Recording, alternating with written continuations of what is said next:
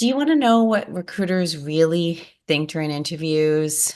Uh, I recruited for over 15 years, conducted over 10,000 interviews, and there are always some red flags and some green flags that I looked for when hiring. And if you want to know what they are, then stay tuned.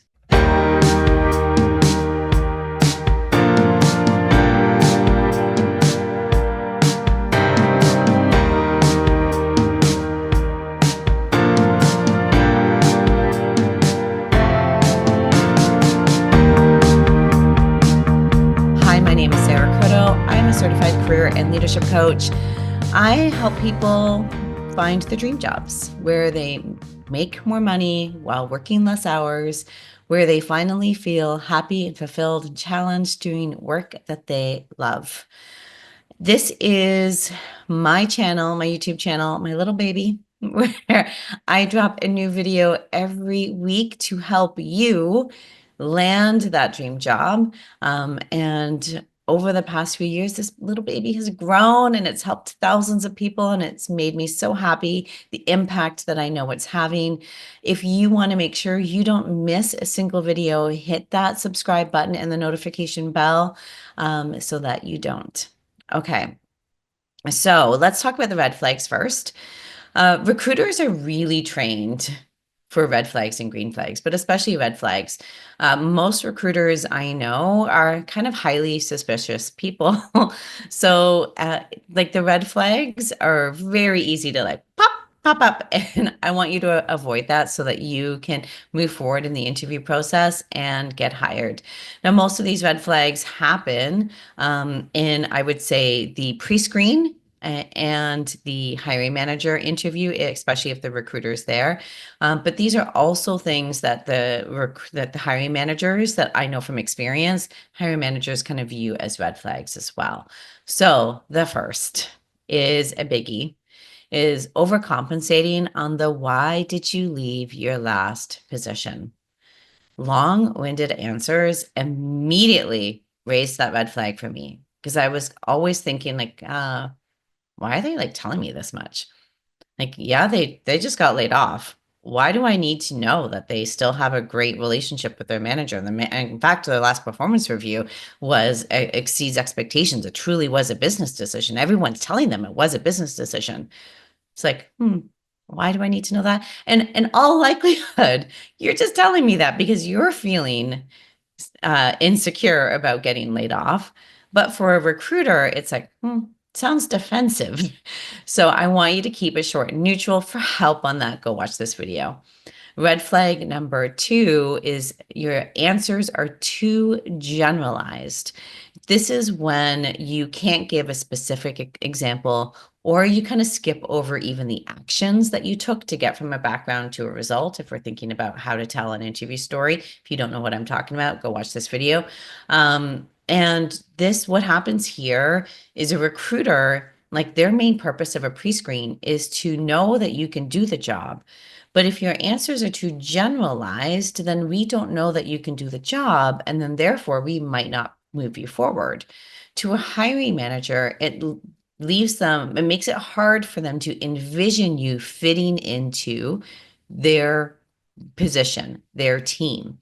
So you need to be specific.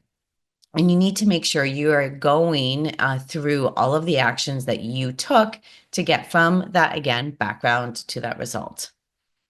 Red flag number 3 is no self-awareness. If you can't discuss a weakness or a mistake, it's a sign you don't learn from challenges, or that you do not know when things are going wrong, or that you kind of just put the blinders on, or that you kind of pretend everything is hunky-dory and perfect.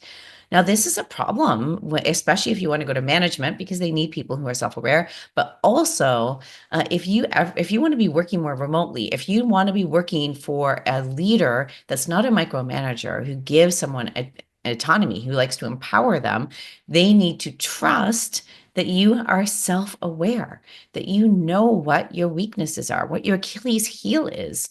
So if you can't discuss them in detail, or you like try and sweep it under the rug, or you try and make it sound like a weakness is really a strength, or you even joke, I don't have a weakness.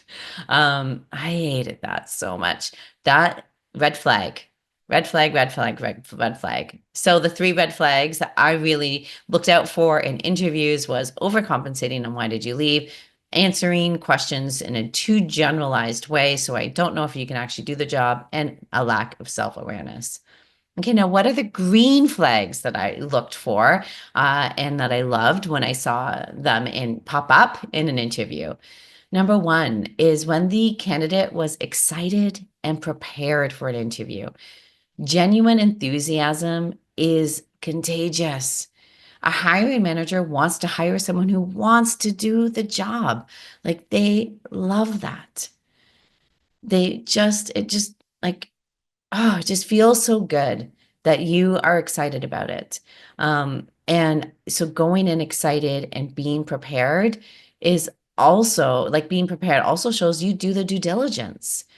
This is a problem with like the why do you want to work here and people not having a good answer for that. Like if you can't prepare for that answer, can I trust, or that question, how can I trust that when I need you to do something at work that you won't just phone it in? Coming prepared to an interview is such a green flag because it shows that you will be prepared in the workplace. Um, Green flag number two is you can talk about your work even nervously. Your passion and your experience is more important than perfect answers. So own it, own your nervousness. I have videos on nervousness, you can go watch that. But having that is great. Green flag number three is asking insightful questions. So when we get to the end of the interview and we say, do you have any questions? And if you say no, we're like, oh, okay. Well, you're not interested in the role.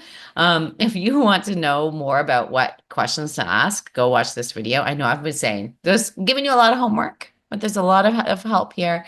Um, Asking insightful questions really shows that interest in the position. It also shows your ability to ask good questions, how to critically think things through.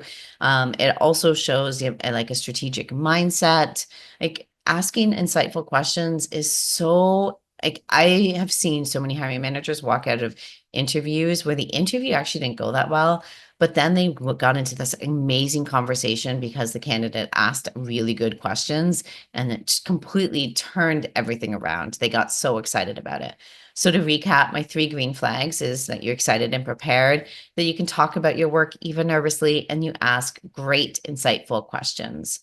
So if you want to avoid red flags and raise a lot of green flags so you can stand out, why don't you go grab my Find Your Dream Job guide? It's a free download that goes through all of the mistakes that you may be making and my process on how to find that dream job.